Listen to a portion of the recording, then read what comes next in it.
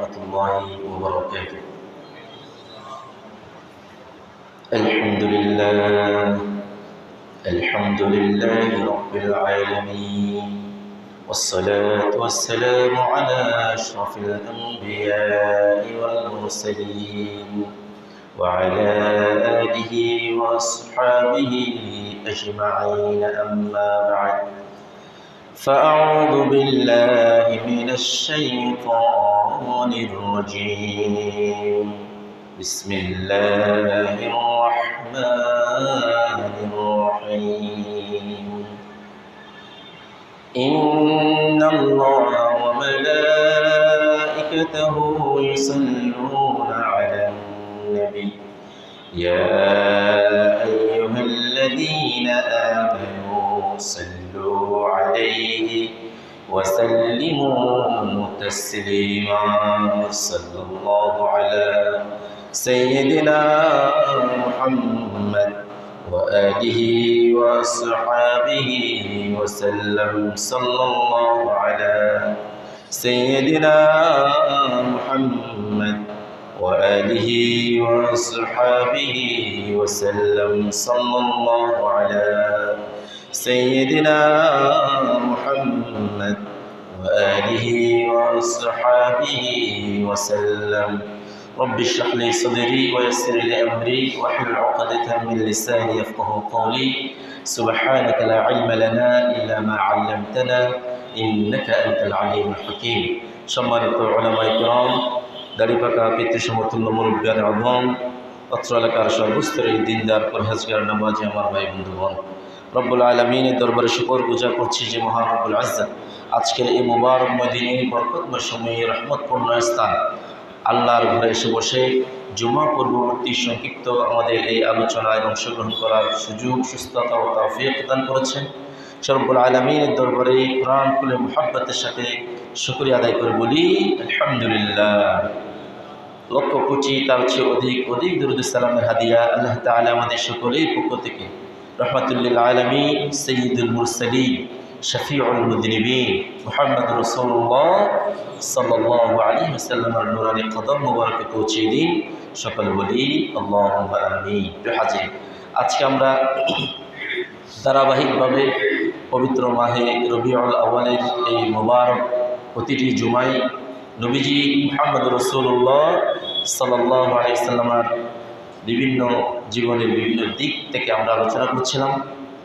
এরই ধারাবাহিকতায় আজকে ইনশাআল্লাহ আমরা মুআজিজাতুন নবী সাল্লাল্লাহু আলাইহি ওয়াসাল্লাম ওয়া দালাইল নবুওয়াতিহি, নবীজি সাল্লাল্লাহু আলাইহি ওয়াসাল্লামের নবুয়তের প্রমাণস্বরূপ তার বিভিন্ন মুআজিজাত যা আল্লাহ তাআলা তাকে অলৌকিক কিছু ঘটনাবলী দিয়েছিলেন, এগুলির থেকে দু চারটে নিয়ে আমরা আজকে একটি সংক্ষিপ্ত আলোচনা করার চেষ্টা করবো ইনশাআল্লাহ। আল্লাহ তাআলা এই আলোচনাকে আমাদেরকে ইখলাসের সাথে করার বোঝা আমাদের প্রাত্যহিক জীবনে আমল করার তৌফিক দান করুন, আল্লাহুম্মা আমিন। মুআজিজা, এই মুআজিজাতুন নবী অর্থাৎ মুআজিজা, এটা হচ্ছে অলৌকিক ঘটনা। আল্লাহ রাব্বুল আলামিন ইজ্জত কোরআনে কারিমে অসংখ্য আম্বিয়া আলাইহিস সালামের জীবনে ঘটে যাওয়া অলৌকিক ঘটনার কথা বলেছেন। এই অলৌকিক ঘটনাবলীগুলি কেন প্রয়োজন, কি দরকার, এগুলি আমরা যখন তৎকালীন সময়ে যে সমস্ত আম্বিয়া আলাইহিস সালাম যে সমস্ত জাতিগোষ্ঠীর কাছে যেই সময় এসেছিলেন, সেই সময়ের সমাজের মানুষের চাহিদার প্রেক্ষিতে এবং তাদেরকে চ্যালেঞ্জ ছুড়ে দিয়ে তাদেরকে আল্লাহর কোরআনের এই বাণীর সপক্ষে যুক্তি প্রমাণ করতে গিয়ে আল্লাহ তাআলা বিভিন্ন নবী রাসূলকে বিভিন্ন ধরনের মুআজিজা আল্লাহ তাআলা দিয়েছেন। যেমন মূসা আলাইহিস সালামের মুআজিজাতের ভিতরে ছিল, মূসা আলাইহিস সালামের হাতে একটি লাঠি ছিল। এই লাঠি নিয়ে তিনি অনেক কিছু করতেন এবং কোনো কোনো সময় এই লাঠিটি যখন তিনি ফেলে দিতেন এটি সাপ হয়ে যেত। এরপরে তার আরেকটি মুআজিজা ছিল, যখন তিনি তার ডান হাতকে বগলের নিচে ভাবে রাখতেন, এই হাত যখন বের করতেন তখন এই হাত থেকে টর্চ লাইটের মতো আলো বের হতো। সুবহানাল্লাহ। তো ঈসা আলাইহিস সালামের যুগে আমরা যদি একটু খেয়াল করি, সেখানে দেখব ঈসা আলাইহিস সালামের সময়, মূসা আলাইহিস সালামের সময়, ওই সময়টা ছিল জাদুবিদ্যার সময়। মানুষ জাদুবিদ্যায় এত বেশি পারদর্শী ছিল, পুরো পৃথিবীতে খ্যাতি। তখন মূসা আলাইহিস সালাম যখন আল্লাহর কুদরতের এই মুজিজাতগুলি তাদের সামনে উপস্থাপন করলেন, এক সময় সমস্ত জাদুকররা স্বীকৃতি দিল এগুলি কোনো সাধারণ জাদু নয়, এগুলি মহান রব্বুল আলামিনের পক্ষ থেকে নবী হিসেবে তার কাছে পাওয়া সম্পদ ছাড়া আর কিছু নয়। এগুলি আমরা জাদু করলেও এগুলি আল্লাহর নবীর মুজিজা হিসেবে আমরাও মেনে নিলাম। সুবহানাল্লাহ। ঈসা আলাইহিস সালামের সময় যুগে তৎকালীন সময় ছিল চিকিৎসা শাস্ত্রের। ঈসা আলাইহিস সালামকে আল্লাহ তাআলা এমন একটি গুণাবলী দিয়েছিলেন, কোনো কুষ্ঠরোগী, শ্বেতরোগী যখন তিনি তার হাতে বা হাত বুলিয়ে দিতেন তার শরীরে, আল্লাহর কুদরতে তার শরীর সুস্থ শরীরে পরিণত হয়ে যেত।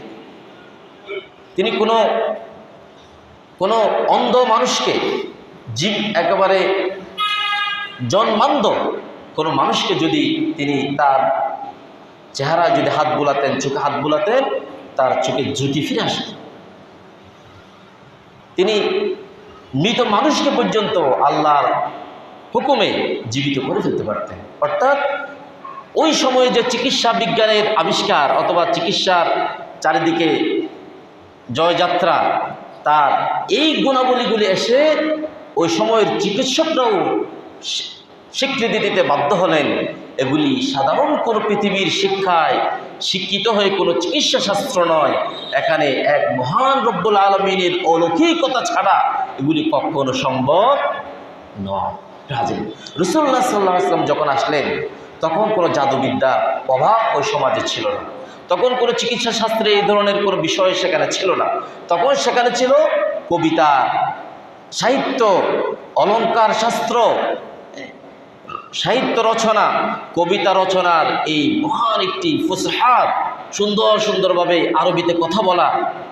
এই সময়ের একটি সময়ে রাসূলুল্লাহ সাল্লাল্লাহু আলাইহি ওয়াসাল্লাম মক্কা জমিনে যখন নবুয়তের সময় তিনি আসলেন, আরবের লোকদের সেখানে আরবে একটি মেলা হতো, এই মেলাকে বলা হতো উকাজের মেলা। এই মেলায় প্রতি বছর আরবের বড় বড় কবিদের কবিতার কি হতো, এখানে প্রতিযোগিতা, বড় বড় কবিরা সেখানে কবিতা লিখে পাঠাতেন। সেখানে মুরব্বীরা, আরও যারা বয়স্ক কবি ছিলেন তারা সেখানে বিচারক হিসেবে থাকতেন। সেখান থেকে 7টি কবিতার 7টি ছন্দকে তারা প্রতি বছর সিলেক্ট করে 1, 2, 3, 4 এভাবে নাম্বারিং করে সেখানে তারা কাবা শরীফের দেওয়ালে স্বর্ণ দিয়ে ও কবিতার লাইনগুলি তারা সেখানে লিখে রাখত। তাহলে সে সময় কিসের যুগ? কবিতার যুগ, ফাসাহাতের যুগ, বালাগাতের যুগ, সুন্দর অলঙ্কার শাস্ত্র দিয়ে কথা বলার যুগ। আর সেই সময় প্রিয় নবীজি সাল্লাল্লাহু আলাইহি সাল্লামকে আল্লাহ তাআলা অসংখ্য মুজিজাত দিলেন। উলামায়ে কেরাম বলছেন আল্লাহ তাআলা রাসূলুল্লাহ সাল্লাল্লাহু আলাইহি সাল্লামকে 1-2টি নয়, প্রায় 1400টি মুজিজা দিয়েছিলেন। ইমাম বাইহাকি রাহিমাহুল্লাহ তাআলা তার দালাইলুন নবুওয়াহ একটি কিতাব আছে, সেখানে তিনি 7টি খণ্ডে শুধু রাসূলুল্লাহ সাল্লাল্লাহু আলাইহি সাল্লামের মুজিজাতের কথা বলেছেন। আর এই মুজিজাতগুলির ভিতর থেকে আজকে আমরা 4টি মুজিজা সংক্ষিপ্ত করে আলোচনা রাখার চেষ্টা করব ইনশাআল্লাহ তাআলা। 1 নম্বর মুজিজা হচ্ছে আজকে ইনশিকাকুল কমর, চন্দ্রকে দ্বিখণ্ডিত করে দেওয়া, চাঁদকে কি করা? 2 ভাগ করে দেওয়া। আল্লাহ তাআলা সূরাতুল কমরে ইরশাদ করছেন, ইকতারাবাতিস সাআতু ওয়ানশাক্কাল কমর ওয়া ইন ইয়ারাউ কুল্লা আয়াতিন ইউরিদু ওয়া ইয়াকুলু সিহরুম মুস্তামির। আল্লাহ তাআলা বললেন ইকতারাবাতিস সাআতু ওয়ানশাক্কাল কমর, কিয়ামত নিকটবর্তী হয়ে পড়েছে এবং চন্দ্র দ্বিখণ্ডিত হয়ে গিয়েছে। এই চন্দ্র দ্বিখণ্ডিত হওয়ার বিষয়গুলি যখন তৎকালীন আরবের কাফেররা দেখেছে, এইভাবে নবীজি সাল্লাল্লাহু আলাইহি ওয়াসাল্লামের পক্ষ থেকে বিভিন্ন মুজিজাত যখনই তারা দেখেছে, তারা বলেছে, তারা এই মুজিজাতগুলি থেকে মুখ ফিরিয়ে নিয়েছে এবং তারা বলেছে ওয়ায়াকুলু সিহরুন মুস্তামির। এগুলি কোনো মুজিজা নয়, এগুলি হচ্ছে সুস্পষ্ট এক একটি ভিন্ন ভিন্ন জাদু। মুহাম্মদ সাল্লাল্লাহু আলাইহি সাল্লাম এই সমাজের মানুষগুলোকে আকৃষ্ট করার জন্যে তিনি মানুষকে জাদু দেখাচ্ছেন। সকলে বলি নাউযু বিল্লাহি মিন যালিক। তাহলে চন্দ্র দ্বিখণ্ডিত হয়ে যাওয়া এটি রাসূলুল্লাহ সাল্লাল্লাহু আলাইহি ওয়াসাল্লামের অন্যতম মুজিজাতের ভিতর থেকে একটি। আব্দুল্লাহ ইবনে মাসউদ রাদিয়াল্লাহু তাআলা আন, রাসূলুল্লাহ সাল্লাল্লাহু আলাইহি ওয়াসাল্লামের জলিলুল কদর সাহাবী, তিনি বর্ণনা দিচ্ছেন সহিহাইন। এখানে ইমাম বুখারী আলাইহি রাহমা এই হাদিসটি বর্ণনা করেছেন।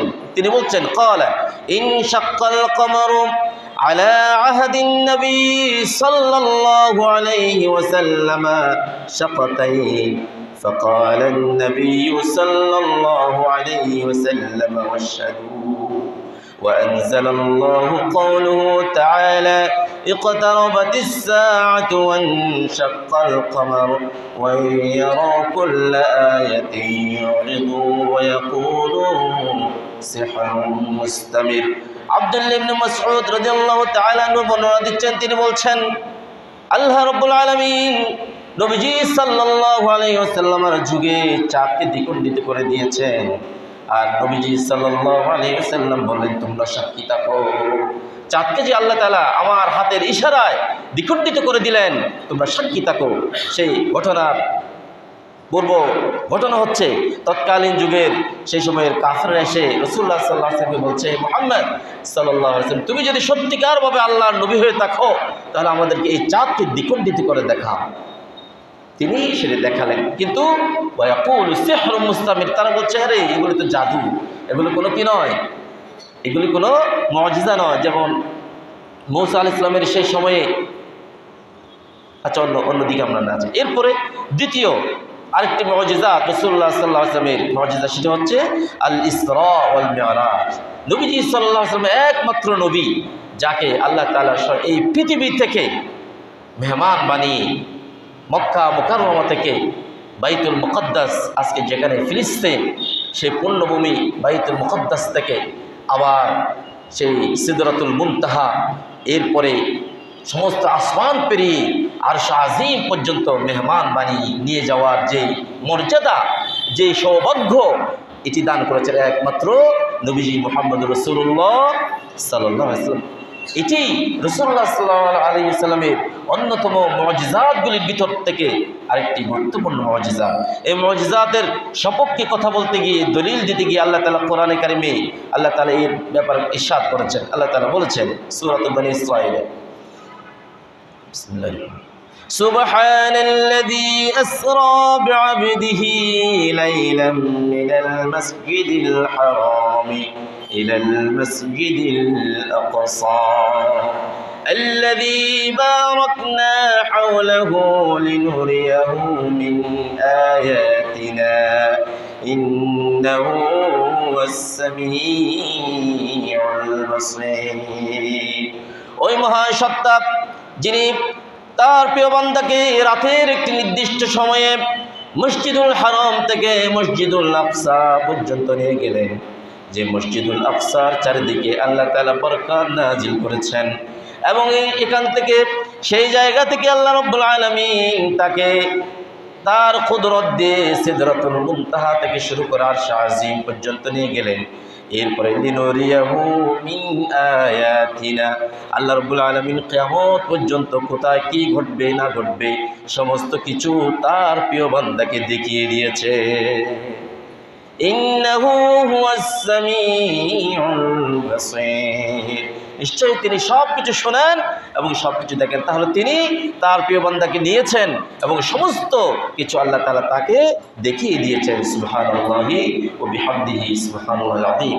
প্রিয় হাজিরিন, আজকে যে ফিলিস্তিনে যে ইসরায়েলের যে বর্বরতার সময় চলছে, আজকে পুরো বিশ্ব চুপ। আজকে আমরা বড় হতভাগা, আমরা বড় দুর্ভাগা।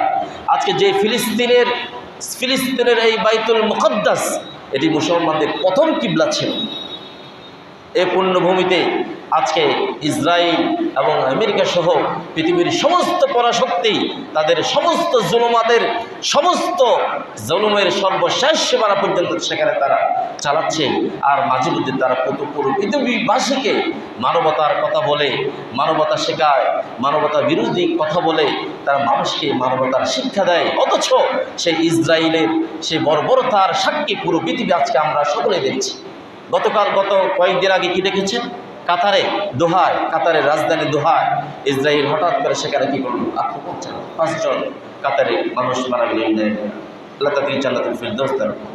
এভাবে ফিলিস্তিনে প্রতিদিন বৃদ্ধ, নারী, পুরুষ, বৃদ্ধ থেকে শুরু করে ছোট ছোট মাসুম বাচ্চা, নবজাতক দুধের বাচ্চাদেরকে পর্যন্ত তারা অমানুষের মতো করে নির্বিচারে জুলুম করে হত্যা করছে। তাদের ঘর বাড়ি সমস্ত কিছু উচ্ছেদ করে। আরও আমেরিকা বলে তারা যেন অন্যান্য দেশে চলে যায়। পৃথিবী আজকে সাক্ষী থাকুক, আজকে একদিন এই বাইতুল মুকদ্দাস আবার আল্লাহর বান্দাদের হাতে আসবে এবং এই বাইতুল মুকদ্দাসে যতই জুলুম নির্যাতন চলুক না কেন, আল্লাহ তার স্পেশাল রহমত দিয়ে, বারাকা দিয়ে, কুদরত দিয়ে বাইতুল মুকদ্দাসের এই পবিত্রতাকে আল্লাহ তাআলা হেফাজত করবেন। আমরা সকল বলি আল্লাহুম্মা আমিন। প্রিয় হাজিরিন, এরপরে রাসূলুল্লাহ সাল্লাল্লাহু আলাইহি ওয়াসাল্লামের আরেকটি মুজিজা হলো রাহমাতুল লিল আলামিন।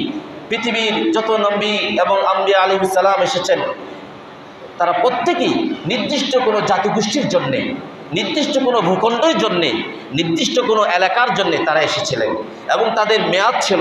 মূসা আলাইহিস সালাম যখন চলে গেলেন তার সময় শেষ, নবুয়তের শেষ, তার সমস্ত কিছু শেষ হয়ে গেল। ঈসা আলাইহিস সালাম এবং অন্যান্য আম্বিয়া আলাইহিস সালাম, একমাত্র নবীজি মুহাম্মদ রাসূলুল্লাহ সাল্লাল্লাহু আলাইহি সাল্লাম, তারপরে আর কোনো নবী আসবে না। তিনি খাতামুন নবিয়্যিন, তিনি বলেছেন লা নাবিয়্যা বাদি, আমার পরে আর কোনো নবী আসবে না। এবং তিনি শুধুমাত্র মক্কা মুকাররমায় এসে মক্কা মদিনার জন্য তিনি নবী ছিলেন না, তিনি সমস্ত বিশ্ববাসীর জন্যে কিয়ামত পর্যন্ত যত মানুষ এই পৃথিবীতে আসবেন এবং চলে যাবেন, যত মানুষ আসবেন এই পৃথিবীর সমস্ত পৃথিবীবাসীর জন্যে, সমস্ত মানুষের জন্যে, সমগ্র পৃথিবীর জন্যে তিনি হচ্ছেন কি? রাহমাতুল লিল আলামিন। এজন্য আল্লাহ তাআলা কোরআন কারীমে বলেছেন ওয়ামা আরসালনাকা ইল্লা রাহমাতাল লিল আলামিন, আমি আপনাকে সমস্ত বিশ্ববাসীর জন্য রহমত করে পাঠিয়েছি। এই জন্য আল্লাহ তাআলা সূরা ইব্রাহিমের শুরুতে বলেছেন কিতাবুন আনজালনাহু ইলাইকা লিতুখরিজান নাসা মিনাল যুলুমাতি ইলান নূর বিইذনি রাব্বিহিম ইলা সিরাতিল আজিজিল হামিদ। হে নবী সাল্লাল্লাহু আলাইহি ওয়াসাল্লাম, আমি আপনাকে এমন একটি কিতাব দিলাম যেই কিতাবের মাধ্যমে আপনি মানুষকে জুলুমাত থেকে নূরের দিকে, অন্ধকার থেকে আলোর দিকে, পাপ থেকে পুণ্যের দিকে নিয়ে যাবেন আপনার রবের অনুগ্রহে, আপনার রবের হুকুমে, এবং এমন পথে আমার রব্বুল আলামিন যিনি প্রশংসিত, যিনি মহাপরাক্রমশালী, তার দেখানোর পথে, তার পথের দিকে আপনি কোরআনের মাধ্যমে মানুষকে নিয়ে যাবেন। এ কোরআন শেষ হয়ে যাবে না, এ কোরআন হচ্ছে জীবন্ত এবং এই কোরআনের মেয়াদ শেষ নাই। এটা কিয়ামত পর্যন্ত সমস্ত মানুষের জন্যে, সমস্ত ভূখণ্ডের জন্যে, অন্ধকারচ্ছন্ন মানুষগুলোকে আলোর পথ দেখানোর জন্যে সারা জীবন এই আলোয় কোরআন আমাদেরকে আলোর পথ দেখাবে ইনশাআল্লাহ। এই জন্য রাসূলুল্লাহ সাল্লাল্লাহু আলাইহি ওয়াসাল্লামের অনেকগুলো মুজিজা আছে। রাসূলুল্লাহ সাল্লাল্লাহু আলাইহি ওয়াসাল্লামের মুজিজাতের ভিতরে আমরা ইনশাআল্লাহ আরেক জুমায় হয়তো ইনশাআল্লাহ মুজিজাত নিয়ে আলোচনা করব। রাসূলুল্লাহ সাল্লাল্লাহু আলাইহি ওয়াসাল্লামের দরবারে এক গ্লাস দুধ এসেছে। এই দুধ রাসূলুল্লাহ সাল্লাল্লাহু আলাইহি ওয়াসাল্লাম একজন করে 70 জনকে খাওয়িয়েছেন। তিনি অল্প মানুষের জন্য খাবার রেডি হয়েছে, সে অল্প মানুষের 10 জনের খাবারকে তিনি শত শত মানুষই খাওয়িয়েছেন। তার দরবারে এরকম এক গ্লাস পানি এসেছে, কিংবা এক জগ পানি এসেছে, কিংবা এক কলসি। তিনি সেখানে কলসির ভিতরে হাত চুবিয়ে দিলেন এবং বললেন, আমি যতক্ষণ হাত তুলব না তোমরা এই কলসি থেকে পানি নেবে, অজু করো, গোসল করো, তোমরা খাও, তোমরা ভর্তি করে রাখো, এই কলসির পানি শেষ হবে না। সুবহানাল্লাহি ওয়া বিহামদিহি সুবহানাল আযীম। অনেকগুলো মুজিজা আল্লাহ তাআলা তার হাবিব সাল্লাল্লাহু আলাইহি ওয়াসাল্লামকে দিয়েছেন। এই মুজিজাতগুলির ভিতরে সবচেয়ে আযমুল মুজিজা, সমস্ত মুজিজাতের ভিতরে সবচেয়ে গুরুত্বপূর্ণ এবং সবচেয়ে বড় মুজিজা হচ্ছে কোরআন কারীম। কি? কোরআন কারীম। আল্লাহ রাব্বুল আলামিনের ইজ্জত। এই যে বললাম, কোরআনে কারীম যখন এসেছে তখন বালাগাতের যুগ, ফাসাহাতের যুগ, অলঙ্কার শাস্ত্রের যুগ, কবিতার যুগ, সাহিত্যের যুগ, মানুষের সুন্দর সুন্দর অলঙ্কার শাস্ত্রে যে কথাবার্তা বলার, সেই সময়ে কোরআনে কারীম যখন এসে রাসূলুল্লাহ সাল্লাল্লাহু আলাইহি ওয়াসাল্লামের পবিত্র মুখ নিঃসৃত যখন তিনি কোরআনের বাণীগুলি তেলাওয়াত করতে শুরু করলেন, তৎকালীন কাফেররা পর্যন্ত ঘরের বাইরে এসে কোরআনের এই কথাগুলি তারা শুনতো, আর কোরআনের কথাগুলি শুনে তারা বিমোহিত হয়ে পড়তো এবং তারা বলতো, আমরা এই পৃথিবীতে যত অলঙ্কার শাস্ত্র, যত বালাগাত, যত ফুসাহাত, যত সাহিত্যের উচ্চাঙ্গ, কিংবা আমরা যা যা কিছু শিখেছি, ব্যাকরণ থেকে শুরু করে যা যা কিছু শিখেছি, এই কোরআনের আমাদের সমস্ত অলঙ্কার শাস্ত্র, বালাগাত, ফুসাহাত কোরআনের এক একটা আয়াতের কাছে যেমন ধ্বংস হয়ে যায়। সুবহানাল্লাহ। এই জন্য আল্লাহ তাআলা কোরআন কারীমকে যখন তারা অনেকেই রাসূলুল্লাহ সাল্লাল্লাহু আলাইহি ওয়াসাল্লামের বানানো বলা শুরু করলো, অথবা তার আল্লাহর পক্ষ থেকে আসা কিতাব নয় বলা শুরু করলো, আল্লাহ তাআলা 4 জায়গায়, আজকে আমরা দুটি আয়াত নিয়ে আলোচনা করব, 4 জায়গায় শুধুমাত্র কোরআন দিয়ে চ্যালেঞ্জ করলেন। কোরআন দিয়ে চ্যালেঞ্জ করে বললেন আল্লাহ তাআলা সূরাতুল ইসরাঈলে আল্লাহ তাআলা প্রথম আয়াত এখানে বললেন, قل لئن اجتمعت الإنس والجن على أن يأتوا بمثل هذا القرآن لا يأتون بمثله ولو كان بعضهم لبعض ظهيرا। সূরা বনী ইসরাঈল 88। এই আয়াত আল্লাহ তাআলা বললেন, পৃথিবীর সমস্ত মানুষ, পৃথিবীর সমস্ত জিন, মানুষ এবং জিন জাতি যদি একত্রিত হয়ে, কিংবা তাদের সমকক্ষ আরো কিছুকে সাথে নিয়ে যদি সমগ্র মানুষ এবং জিন জাতি যদি একত্রিত হয়ে সারা জীবন যদি চেষ্টা করে, লা ইয়াতুনা বিমিথলিহি, কোরআনের মতো আরেকটা কোরআন তারা উপস্থাপন করতে পারবে না।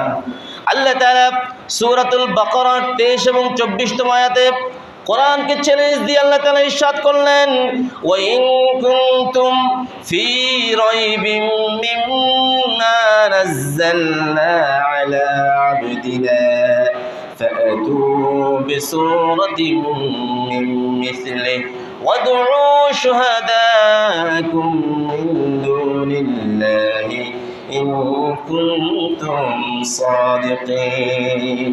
আল্লাহ তাআলা বললেন, আমার বান্দার কাছে যে কিতাব আমি নাজিল করেছি, এই কিতাবের ব্যাপারে যদি তোমরা সন্দেহ পোষণ করো, যদি তোমরা সন্দেহ করো, তাহলে তোমাদেরকে আমি সময় দিলাম, তোমরা আমার এই কোরআনের মতো একখানা কোরআন লাগবে না, কোরআনের সূরাগুলির ভিতর থেকে শুধুমাত্র একটি সূরা তোমরা নিয়ে আসো। প্রথমে তিনি চ্যালেঞ্জ দিলেন, সমগ্র কোরআন নিয়ে আসো, তারা পারেনি। এরপর আল্লাহ তাআলা বললেন, সমগ্র সূরা লাগবে না, কোরআন কারীমে 114টি সূরা আছে, 114টি সূরা লাগবে না, একটা সূরা একেবারে 3 আয়াত সমৃদ্ধ, ইন্না আতাইনা কাল কাউসার, যে সূরাতুল কাউসারের এই ছোট সূরা, এরকম 3টে আয়াত সমৃদ্ধ একটি তোমরা ভিন্ন কিছু আনো, কিন্তু তারা কখনো সক্ষম হয়নি। যেন আল্লাহ তাআলা পরে আয়াতে বললেন, ফাইন লাম তাফআলু ওয়া লান তাফআলু, তারা পারেনি এবং ভবিষ্যতেও কেউ পারবে, তোমরাও পারবে না, বরঞ্চ তোমরা সতর্ক থাকো। ওয়াকুদুহান নাস ওয়াল হিজারা উইদ্দাত লিল কাফিরিন। আজকে যে কোরআনের সুস্পষ্ট কথা বলার পরেও তোমরা এই অস্বীকার করছো, এর বিরোধিতা করছো, তোমরা সাক্ষী থাকো, তোমরা সতর্ক থাকো, তোমরা জেনে রাখো, কাল কিয়ামতে যে জাহান্নামের আগুন আমি জ্বালাবো, সেই জাহান্নামের জ্বালানি হবে মানুষ এবং পাথর। পাথর কেন হবে? মানুষকে তো আল্লাহ তাআলা জ্বালাবেন, পাথর কেন হবে? কারণ পাথরকে দিয়ে মূর্তি বানিয়ে সেগুলির তারা পূজা করত। এই জন্য আল্লাহ তাআলা তাদেরকেও জ্বালাবেন, তাদের দেবদেবী যারা আছে তাদেরকেও আল্লাহ তাআলা জ্বালানি দিয়ে জাহান্নামের এই আগুনকে আল্লাহ তাআলা বললেন, উইদ্দাত লিল কাফিরিন, কাফেরদের জন্য এই জ্বালানি আমি নির্ধারিত করে রেখেছি, প্রস্তুত করে রেখেছি। আল্লাহ তাআলা জাহান্নামের আগুন থেকে আমাদেরকে হেফাজত করে, সকল বলি আল্লাহুম্মা আমিন। রাসূলুল্লাহ সাল্লাল্লাহু আলাইহি ওয়াসাল্লামের অসংখ্য মুজিজাত আছে, এই মুজিজাত নিয়ে, রাসূলুল্লাহ সাল্লাল্লাহু আলাইহি ওয়াসাল্লামের নূরানি মুবারক জীবন নিয়ে আমরা অবশ্যই আমরা আলোচনা করব, আমরা লেখাপড়া করব, আমরা জানতে চেষ্টা করব, আমাদের ছেলে মেয়েদেরকে আমরা রাসূলুল্লাহ সাল্লাল্লাহু আলাইহি ওয়াসাল্লামের এই মুবারক জীবনের সাথে সম্পর্কিত করার জন্য চেষ্টা করব। আল্লাহ তাআলা আমাদের সকলকে তৌফিক দান করুন। সকল বলি আল্লাহুম্মা আমিন ওয়া আখিরু দাওয়ানা আলহামদুলিল্লাহি রাব্বিল আলামিন। সুবহানাকাল্লাহুম্মা ওয়া বিহামদিকা আশহাদু আল্লা ইলাহা ইল্লা আনতা আস্তাগফিরুকা ওয়া আতুবু ইলাইক।